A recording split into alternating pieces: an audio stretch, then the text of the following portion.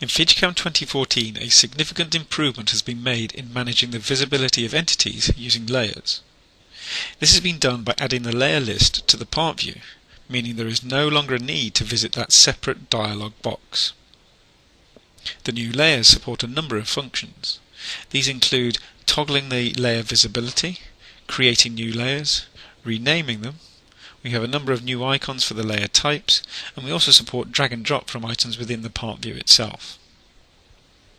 In this example, we're going to look at a part where we've got a vice component and a part with a number of features. If I go over to the part view, you'll notice that the layers area in this case has been maximized, and we can see a number of different layers available. Layers are split into three different types. We have the default locked layers that come within the FM file itself. These include the stop model, reference axis, UCS axis, stock axis, setup axis, and stock. These are locked, and if we right click, we cannot delete or rename these layers or set these as current layers. We can only either show or hide or select the contents. The other layers that we have this layer here. This is indicated as being the active layer, and this is shown by the plus icon on the layer itself. Any subsequent layers that we create, you'll notice have a slightly different icon that are missing the plus icon. Let's go ahead and create a new layer. I'm going to right click on the layers area, and you can see here I've got new layer. I can also access the layers dialog if I wish to do so. Note the layers dialog opens the same dialog box that is accessible over here on the status bar. In this case, I'm going to work fully within the part view. So let's go back and say create a new layer. I'm going to call this one layer 2 for the time being and say OK. You'll now notice that layer 2 is the active layer that has the plus icon next to it, and layer 1 has become the inactive layer. This layer is still visible though, and you can see this indicated by the checkbox that's next to the layer. If I uncheck this, you can see all of the CAD geometry, features and curves and so on are on this layer. We can take any layer and rename it, so I'm going to right click and rename this layer. I'm going to call this one part. I'm going to right click on layer 2, I'm going to rename this one and call this one vice. I now have my two named layers. To activate the layer, we can either right click and say set as current layer, or we can simply double click on the layer within the part view and that makes it active. Once active, this becomes the creation layer where new items will be generated. At the moment I've got the vice layer, but there is nothing on this layer, it is completely empty.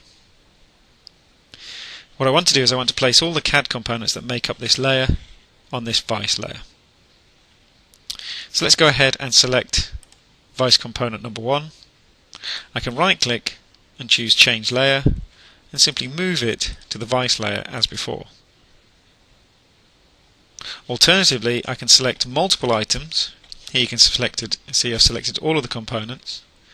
I can go ahead and place those by dragging and dropping onto that layer. We don't see a movement within the solids area, but if I go ahead and turn that layer on and off, you'll see those components will appear and disappear depending on the visibility. Likewise, I can make all layers visible or invisible using the general area of the layers dialog. But note that the active layer, I cannot turn this layer off. So if I make, for example, the vice layer active and then turn them all off, you can see the vice layer is still there. You'll also notice that we have some additional items that might be useful. For example, the stock axis has its own layer and always has done. However, it's much quicker to make the stock axis visible via this new layers area than it is to go to your view, show, stock axis. Once we've created this layer and moved items around, you may want to delete any empty layers. I can create a new layer. Let's call this layer 3. I can then make any one of these active. I can right click and delete a layer. Now it's worth noting that if a layer has something on, for example the vice layer, I say delete, it will not allow me to delete a non-empty layer. However, if I select and delete this layer, you'll notice that the layer or deleting of layers cannot be undone. So it's worth noting that if you try and delete a layer, you cannot undo it.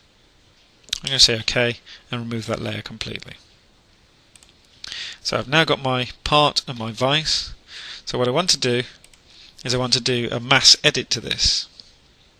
So the example here, we've got our stock of our part. If I double click on this, you can see it's 82 millimeters. Maybe I've got a piece of material that's 100 millimeters thick. So I'm going to say apply and OK.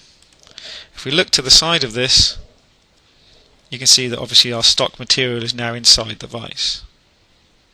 So what I want to do is I want to move all of the vise components. Now because I've placed those on a separate layer, I can right click and say select contents. That now grabs everything that's on that particular layer, and in this case it's grabbed all of those solid elements. I can now go ahead and do a transform, so I'm going to transform this in the Z direction, minus 18 millimeters. Say OK. Look at the side of the component again, and now you can see we've allowed for that extra stock material. I can also use the layers to quickly select within the graphic screen as well.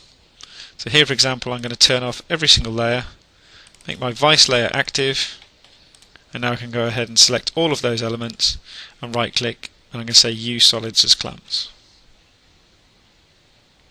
Those solids have now been selected as clamps. I can turn all my layers back on again and then run through my simulation in 3D.